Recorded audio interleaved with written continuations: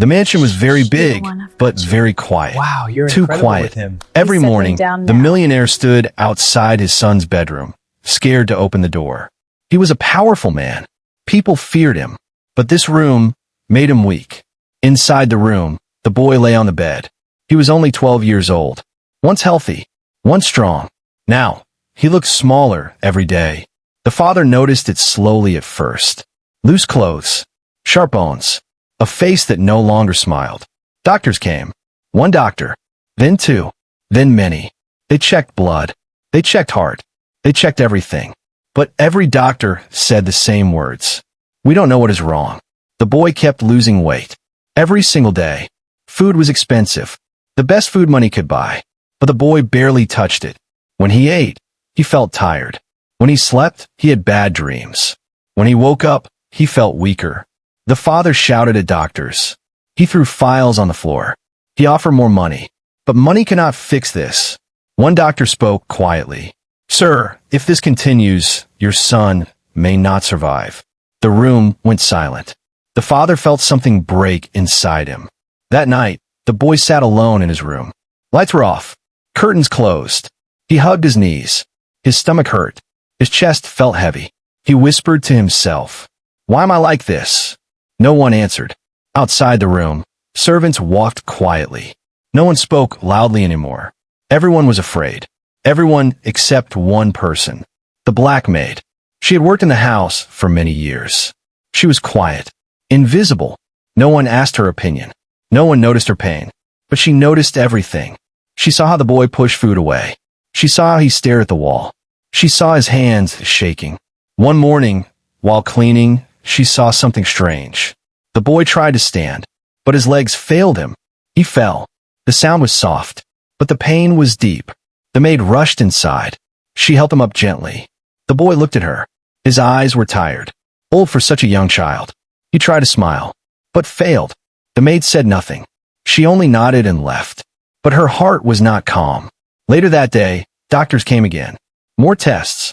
More confusion. The father stood near the window. He looked strong, but felt empty. The doctors left. No answers. No hope. That night, the house slept. But the maid did not. She heard something. Soft crying. She followed the sound. It came from a boy's room. The door was slightly open. Inside, the boy sat on the floor. Tears fell quietly. He did not want anyone to hear. The maid stood still. She did not enter. She listened. The boy whispered words no child should say. I try, but I feel like disappearing. The maid's eyes filled with tears. She knew that pain. She had felt it before. In that moment, she understood something important. This sickness was not just in the body. It was deeper, much deeper. The next morning, the father noticed something strange. The boy looked at the maid, just for 1 second. But in that second, there was trust. And the maid knew something was about to change. But no one in that house knew yet that the greatest miracle was about to come. From the most ignored person in the room, morning light entered the room, but it brought no warmth. The boy opened his eyes slowly. His body felt heavy, not from sleep, but from pain. He sat up with effort. His arms looked thin, too thin. Once he loved mornings. Now he feared them. Downstairs, breakfast waited. Big table, golden plates, expensive food. But the boy only stared. The father watched closely. Every small move scared him. Eat, the father said. The boy picked up the spoon. His hand shook. He took one bite. Then he stopped. His stomach turned. His chest tightened. I can't, he whispered. The father clenched his fist. Not in anger, but fear. Doctors had no answers. Money had no power. After breakfast, the boy returned to his room. The room was large but lonely. No toys. No laughter. Only silence. He sat by the window and looked outside. Children played in the distance. He used to play like that. Now, even standing felt painful. Inside his mind, thoughts fought each other. I am weak. I am broken. I am a problem. He believed these thoughts. That belief was killing him slowly. In the hallway, the black maid cleaned quietly. She moved like a shadow, but her eyes were always alert. She noticed the boy skip lunch again. She noticed how he avoided people. She noticed how his eyes followed happy sounds. That afternoon, the boy felt dizzy. He tried to walk. His legs trembled. He reached for the wall, but missed. He collapsed. This time, the sound was louder. Servants rushed. The father ran.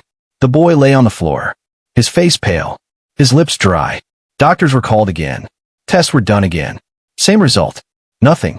One doctor pulled the father aside. "Sir," he said softly, "your son is not eating because his mind is tired." The father froze. "What do you mean?" he asked. The doctor continued. "He feels alone. He feels pressure. His body is giving up." The father said nothing. For the first time, he felt guilty. That night, the boy could not sleep. His stomach burned. His heart raced. He hugged his pillow. He remembered his mother. She died years ago. After that, everything changed. His father worked more, spoke less. The house became colder. The boy whispered into the darkness, "I don't want to be alone." No one answered, but someone was listening. The black maid stood outside the door. She heard every word. Tears rolled down her face. She remembered her own child, lost too soon. Pain, recognized pain. The next morning, something unexpected happened. The maid knocked on the boy's door. Soft knock. No servant had ever done that before. The boy looked up. "Come in," he said quietly. She entered with a small bowl. Simple food. Warm. Homemade. "I made this for you," she said. The boy hesitated. "I won't force you," she added. "Just try." He took a small bite. His body waited for pain, but did not come. He took another bite. For the first time in weeks, his stomach felt calm. The maid smiled gently. The boy looked at her, surprised. "How?" he asked. She answered softly, "Sometimes the heart must eat first." The boy felt something new. Hope. And deep inside, the maid knew. This was only the beginning. Something big was coming. The black maid woke up before the sun. Every day, the same time. Every day, the same silence. She tied her scarf slowly and looked at her hands. Rough hands. Hands that had worked all her life. Once these hands held a child. Now, they only cleaned floors and carried plates. In the big mansion, she was just the maid. No name, no voice. People passed her without looking. Orders were given. Thanks were rare. But she never complained. Pain had taught her how to stay quiet. Years ago, she lived in a small house. It was old, but full of laughter. Her son ran barefoot in the yard. He loved to eat slowly, just like the boy upstairs. Then sickness came. Slow, cruel. Doctors were far. Money was short. Her son grew thinner each day, just like the millionaire's son. She remembered holding him at night, whispering lies. "You will be okay. Tomorrow will be better." Tomorrow never came. The day he died, the world went silent. She buried her pain deep inside. After that, she stopped dreaming. She worked. She survived. Back in the present, she walked through the mansion halls. Everything was clean, cold, empty. She stopped outside the boy's room. She felt something heavy in her chest. Pain, recognized pain. Inside, the boy sat on the bed. He looked at his hands, confused. He felt better after eating, but he was afraid. Afraid the pain would return. The maid knocked softly. The boy looked up. She entered slowly. "How do you feel?" she asked. "I don't know," the boy said. "Better, but scared." She nodded. "Fear can make the body weak," she said, "even when food is good." The boy listened closely.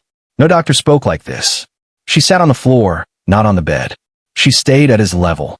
"My son was sick once," she said quietly. The boy looked at her. "You had a son?" "Yes," she replied. "He was your age." "What happened?" the boy asked. She paused. "I did not save him." The words fell heavy. The boy's eyes filled with tears. "I am scared," he whispered. "I feel like I am disappearing." The maid reached out slowly and held his hand. "You are still here," she said, "and I see you." Those words touched something deep inside him. That night, the boy slept better, not because of medicine, but because he felt seen. Downstairs, the father watched from a distance. He saw the maid leave the room. Something about her worried him. Who was she? Why did his son look calmer? The next day, the boy asked for her again. Servants were shocked. The father was silent. The maid continued small things. Stories. Listening. Warm food. No one noticed except the boy. Slowly, color returned to his face. But healing brings attention, and attention brings danger. One afternoon, a servant whispered to the father, "The maid spends too much time with the boy." The father's face hardened. He called her. She stood before him, head down. "What are you doing with my son?" he asked. She looked up, not afraid. "I am listening," she said. The father laughed coldly. "Listening cannot cure sickness." She answered calmly. "It can save a life." Silence filled the room. The father felt something shake inside him. That night, the boy weighed himself. For the first time in months, the number did not go down. The miracle had begun. But the house was not ready for what was coming next. The change was small, almost invisible. But in that house, small things mattered now. The boy woke up with less pain. Not gaunt, but lighter. He stood near the mirror and touched his face. Still thin, but his eyes looked different, alive. Downstairs, the father studied numbers on his tablet. Business was perfect. His son was not. He looked at the stairs. Empty. Late again. Fear returned to his chest. The doctors arrived that afternoon. White coats. Serious faces. They checked the boy again. Wait. Blood. Breathing. One doctor frowned. "This is strange," he said. The father stepped closer. "What is strange?" he asked. "He is not losing weight today," the doctor replied. The room went silent. The father felt hope, then fear. "Why?" he asked. The doctors had no answer. That night, the boy sat on his bed, holding his stomach. He waited for pain. It did not come. He smiled slightly, then stopped. What if it comes back? Fear still lived inside him. The maid entered quietly. She sat beside him, not touching. "Do you feel the change?" she asked. "Yes," the boy said. "But I don't understand." She nodded. "Your body is listening to your heart," she said. He looked confused. She explained slowly. "When the heart feels safe, the body rests." The boy thought about it. He remembered nights alone, cold silence, unanswered fears. That safety never existed before. Downstairs, the father watched old family photos. His wife smiled in every picture. After her death, he buried himself in work. He thought money would protect his son. He was wrong. A memory hit him. His son once said, "Daddy, will you stay with me tonight?" He had answered, "Tomorrow." Tomorrow came too late. The next day, something unexpected happened. The boy asked to eat with his father. At the table, the father froze. They sat across from each other. The boy ate slowly. The father watched every bite. No pain, no fear. "I feel okay," the boy said. The father swallowed hard. After lunch, the father followed the maid into the kitchen. "What are you doing to him?" he asked. She turned calmly. "I'm not doing anything," she said. "I am removing what was hurting him." The father frowned. "What hurt him?" She answered softly, "Loneliness." The word hit like a punch. That evening, the father tried to stay in the boy's room. He sat in silence. The boy felt nervous. This felt new. The father spoke after a long pause. "I did not know you were hurting," he said. The boy looked down. "I don't want to bother you," he whispered. The room felt heavy. Outside the door, the maid listened. Healing had started, but it was fragile. Later that night, the boy woke suddenly. Pain returned. Sharp. Strong. He cried out. Servants rushed. The father panicked. Doctors were called again. Monitors beeped. Fear returned fast. The maid stood in the corner calm. She whispered to the boy, "You are not alone." The pain slowly eased. The doctors looked confused. "This makes no sense," one said. But the maid understood. Fear had attacked again, and fear could still win. As the doctors left, the father sat beside his son. He held his hand. "I am here," he said. The boy closed his eyes. For the first time, he believed it. The truth was clear now. This sickness was not about food, not about money, not about medicine. It was about a broken heart. And fixing it would not be easy, because healing was only beginning, and something big was still hidden. The maid did not sleep that night. She sat on her small bed and stared at the wall. Her mind was busy. She knew the truth now. The boy's body was weak, but his heart was weaker. And hearts need care, not medicine, not money. She stood up before sunrise and began her plan. No one noticed. At breakfast, the boy came downstairs. Slow steps, careful breathing. He sat at the table. The father watched closely. The maid placed a small bowl in front of the boy. Simple food, warm. The boy looked at her. She nodded. He ate. One bite, then another. The father held his breath. The boy finished the bowl. No pain, no fear, The father's eyes filled with tears. After breakfast, the maid asked something bold. "May I take the boy outside?" she said. The father hesitated. Doctors said no stress, no risk. But the boy looked at him, hope in his eyes. "Just the garden," the maid added. The father nodded slowly. In the garden, sunlight touched the boy's face. Fresh air filled his lungs. He smiled. The maid sat beside him. She told simple stories. Stories about her village. About stars. About children who were scared, but survived. The boy listened closely. His mind felt calm. Each day, she repeated small things. Morning talk. Warm food.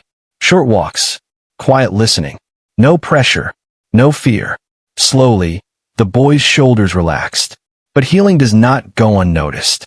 One afternoon, a servant whispered, "The maid is doing too much." Another said, "She's crossing limits." The father heard these words. Doubt entered his mind. That evening, he watched from a distance. He saw the maid and the boy laughing softly.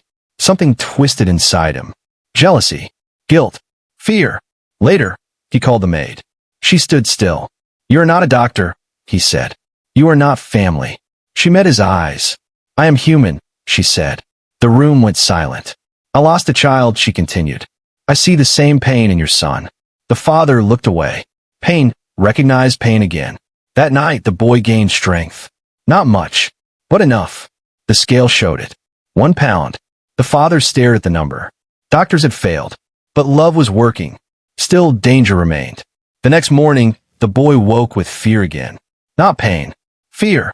Doctors. Tests. Machines. "What if I lose it again?" he asked. The maid knelt beside him. "Then we start again," she said. One step at a time.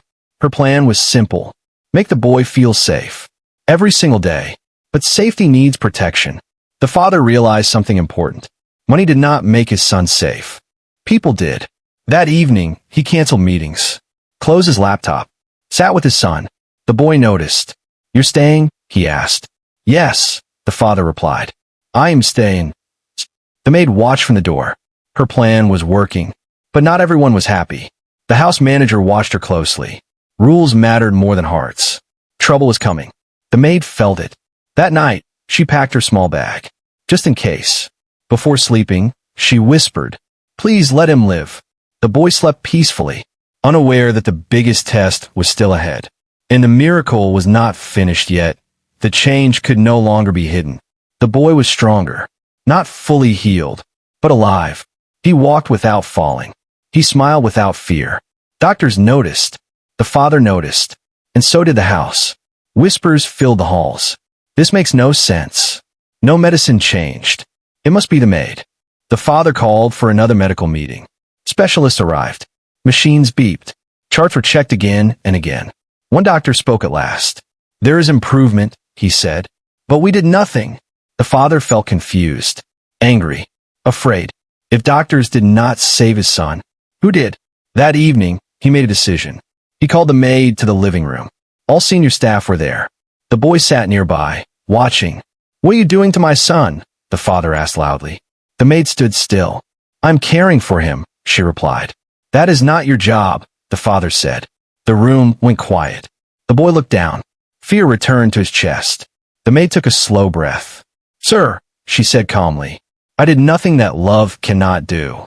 The father laughed bitterly. "Love does not cure sickness." She looked at the boy, then back at the father. "Fear can kill," she said, "and love can stop it." The words hit hard. The boy suddenly clutched his stomach. Pain returned. Strong. Real. He cried out. Everyone froze. Doctors rushed forward. Monitors beeped fast. The father panicked. "Do something," he shouted. The maid moved closer. She knelt beside the boy. She held his shaking hands. "Look at me," she said softly. "You are safe." The boy's breathing slowed. Tears fell. The pain eased. The room watched in shock. One doctor whispered, "What just happened?" The father fell into a chair. His strong image broke. He saw it clearly now. Fear hurt his son. Pressure crushed him. Silence nearly killed him. The father stood up slowly. He walked to the maid. Everyone held their breath. He bowed his head. "I was wrong," he said quietly. "I almost lost my son." The maid said nothing. The boy looked at his father. For the first time, he saw truth. That night, the father stayed beside his son's bed. No phone, no meetings, just presence. The boy slept peacefully. The next morning, doctors checked the weight again. The number went up. More than before. Real progress. The doctors were stunned. One spoke honestly. "This is not medicine," he said. "This is emotional healing." The father turned to the maid. "Stay," he said. "Please." She nodded. But the story was not over. That afternoon, the house manager arrived with papers. Rules. Contracts. Complaints. "The maid crossed limits," he said. "This is not allowed." The father looked at him, then at his son, laughing softly. He tore the papers. "Rules did not save my son," he said. "She did." Silence filled the room. The maid's eyes filled with tears. Years of pain, finally seen. That night, the boy hugged the maid. "Thank you," he said. She whispered back. "Live well." The miracle was real now. But one final chapter remained. Because healing is not just survival. It is transformation. And tomorrow, everything would change. Morning came softly. Sunlight filled the mansion, but this time, it felt warm. The boy woke up without pain. No fear in his chest. No tightness in his stomach. He sat up and smiled. He was still thin, but he was alive. Downstairs, the father waited. Not with a phone. Not with papers. He waited with open arms. When the boy walked in, the father hugged him. Tight. Long. The boy closed his eyes. For the first time in years, he felt safe. Doctors came later that day. Final tests. Final checks. They smiled.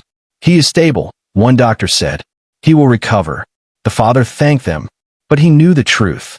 The real healer stood quietly in the corner. The black maid. That afternoon, the father called everyone together. Servants. Staff. Managers. He spoke clearly. "This woman saved my son," he said. "She is not invisible anymore." Everyone turned to look at her. She lowered her head. The father continued. "She stays here as family." Gasps filled the room. The boy ran to her and held her hand. She smiled through tears. Life slowly returned to normal. But a better normal. The boy gained weight. His laugh came back. His eyes shined again. The father changed too. He left work early. He listened more. He stayed present. One evening the boy asked, "Why did I get sick?" The father knelt beside him. "Because I forgot what mattered," he said. The boy thought for a moment. "And the maid?" he asked. "She remembered," the father replied. Weeks passed. The boy played in the garden. He ran. He fell. He laughed. Healthy. One morning, the maid packed her bag. The boy noticed. "Are you leaving?" he asked. She nodded slowly. "My work is done," she said. The boy panicked. The father stepped forward. "Stay," he said. "You belong here." She looked at them. "I belong where I am needed," she replied gently. She hugged the boy. "Live fully," she whispered. She turned and walked away. The boy cried. The father cried too. But they understood. Some people come to heal, not to stay. Years later, the boy stood on a stage. Healthy. Strong. He spoke into a microphone. "When I was dying," he said, "money could not save me." The room was silent. "One woman saw my pain," he continued. "She listened. She cared." He paused. "She gave me life." In the crowd, an old woman watched. Tears filled her eyes. She smiled. The boy saw her. Their eyes met. The miracle was complete. Because the greatest miracles are not loud. They are quiet. They come from the most ignored souls. And they change lives forever. Sometimes the one the world ignores is the one God sends to save us.